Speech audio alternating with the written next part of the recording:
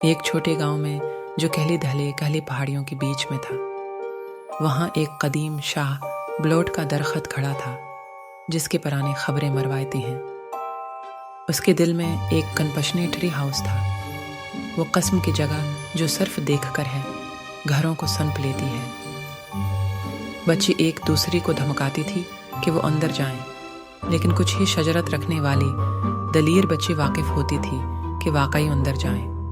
ایک مسٹی اکتوبر کی دوپہر 3 دوست جو کہ للی، میکس اور بین کے نام تھے، فضولیے سے بھرپور ہو کر ماورائے ٹٹری ہاؤس کا تعلق جاننے کا فیصلہ کیا۔ چمکتی ہوئی وہ کریکٹنگ لیڈر پر چڑھی اور ٹری ہاؤس میں داخل ہوئی۔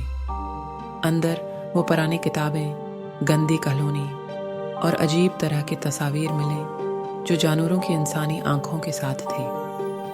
جب دوست مضحکی میں شرم سے ہنسنے لگی، اچانک ایک تیز ہوا کا جھٹکا آیا اور ٹرپ ڈور کو زور سے بند کر دیا۔ حجانیت سے کانٹی دار پیڑوں کی طرف موڑتی ہوئی وہ اپنی فلیش لائٹس کو داخلے کی طرف منصرف کیا، مگر وہ خود کو خاروں کے تنکوں سے بندھا ہوا پایا۔ ان کے دل کی دھڑکن تیز ہو گئی جب ان کا یہ علم ہوا کہ وہ قید ہو گئی ہیں۔ ٹٹری ہاؤس وائسی آوازوں اور پرانی تصاویر کے معمولی اشاروں سے جاندار ہونے لگا۔ ایک کتابیں کی المار گر گئی اور کمرے میں ایک خفیہ خوفناک موسیقی بھر گئی۔ للی، میکس اور بین ایک دوسرے کی طرف لپک کر کھڑی ہو گئی۔ ہر لمحہ گزرتے وقت کے ساتھ ان کا خوف بڑھتا گیا۔ جب ڈیسپیر اندر آیا، انہوں نے دیکھا کہ دیوار پر ایک چمکتا ہوا لکھائی ہے، بھوت زدہ بلوٹ کے مخفی کرنے کے لیے پھیلی کا حل کریں۔